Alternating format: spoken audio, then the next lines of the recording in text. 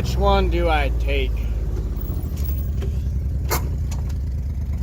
Can't decide. It's gonna be a real tough decision to decide which one I should take. I think it's decided. Yeah. Yep. This one feels right. So, this one it is for sure.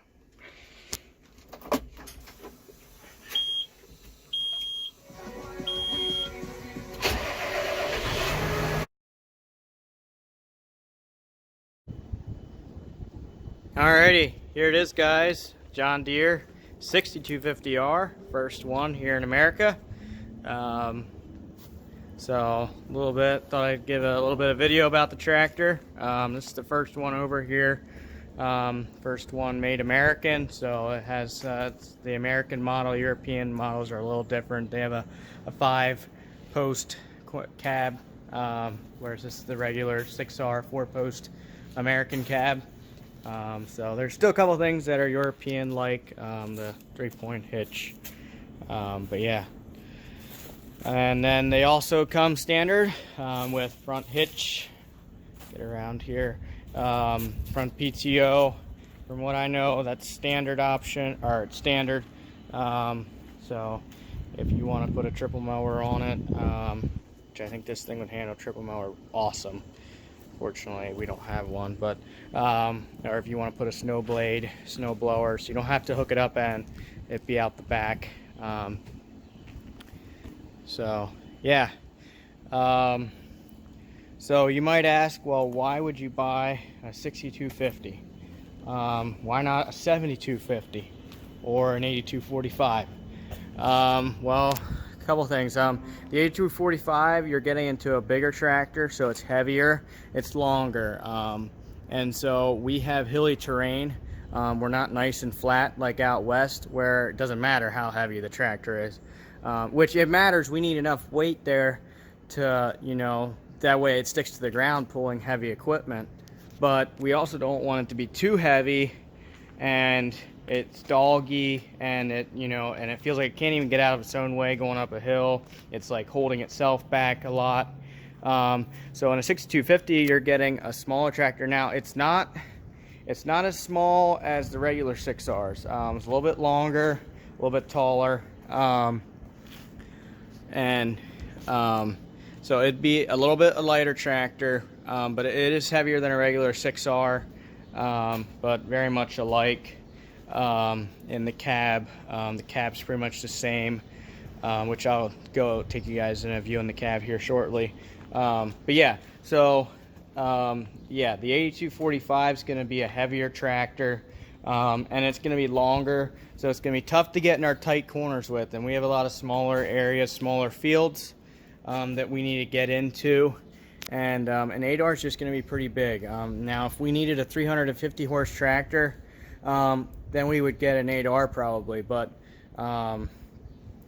300 has been enough for us, and we can get that in a 7 series, and that gets around nice, and it's not so big, not so long, not so heavy.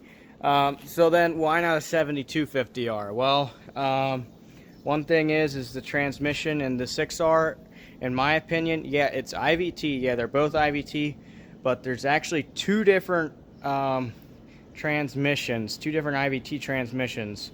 Now, correct me if I'm wrong, but the one I think is German made, and the other is the John Deere's IVT. And the IVT in the 6R, from my experience, is better than the one in the 7R. So you're getting a better transmission in the 6R model, and so yeah. The other reason is, so I'm going to go up in the cab here. This is one of the other main reasons. Right now, if you don't know already or haven't realized, John Deere has a Command Pro arm for their tractor that you can only get in 6R models. This is not something they're selling for their 8 and 9R or 7R models either. So yeah. This is only available in 6R models, and this is just pure awesomeness. You have two different cruise settings. You can control hydraulics, all on one handle. You can control, you know, speed the tractor up, slow it down if it's in forward, you know. Now if you're in reverse, that speeds it up. This way slows it down, or shifts it down, shifts it up. And you're putting it in gear here.